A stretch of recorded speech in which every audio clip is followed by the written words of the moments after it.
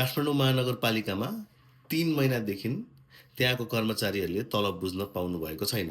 कारण के? प्रशासकीय अधिकृतको सर्टेज। सरकारको कुरा, गुरागाईजीलाई घुसको आरोप, भ्रष्टाचारको आरोप प्रमाणित भएन, गुरागाईलाई राखेर काम चलाउनु पर्यो। मेयरको कुरा, उहाँसँग म काम गर्न सक्दिनँ। मेयरलाई यति नरमाइलो लागिरहेको छ कि त्यहाँको कर्मचारीले तलब नपाएर उहाँले स्ट्याटसै पोस्ट्याउनु भयो। स्ट्याटसमा दुःख व्यक्त गर्नुभएको छ। अब दम्ब चाहिँ कसको? सरकारको कि काठमाडौँ महानगरपालिकाको मेयरको कि?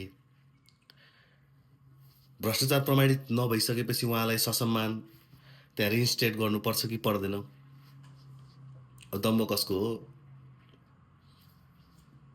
त्यो छोड्दै मैले। तर यो तरिकाले चाहिँ काम गरिरहेका कर्मचारीले तलब नपाउँदा चाहिँ मदन भण्डारीको सपना चाहिँ पुरा हुँदैन।